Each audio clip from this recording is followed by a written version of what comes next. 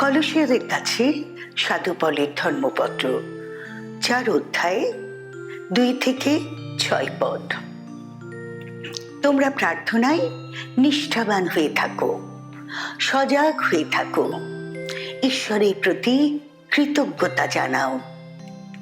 আমাদের জন্য প্রার্থনা করো, ঈশ্বর যেন আমাদের সামনে দ্বার উন্মুক্ত করে দেন, আমরা যেন তার বাণী প্রচার করতে পারি, খ্রিস্টের সেই রহস্যাবৃত সত্যের কথা ঘোষণা করতে পারি, যার জন্য আমি আজ বন্দী হয়ে আছি।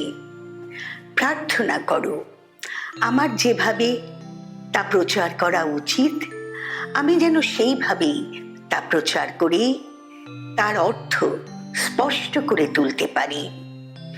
মণ্ডলীর বাইরের লোক যারা, তাদের সঙ্গে তোমরা জ্ঞানী বিবেচক মানুষের মতোই আচরণ করো, প্রতিটি সুযোগেরই সৎ ব্যবহার করো।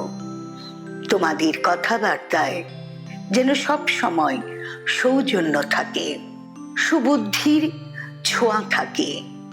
তাকে কি উত্তর দেওয়া উচিত তোমাদের যেন সেই বোধটুকু থাকে। প্রভুর বাণী।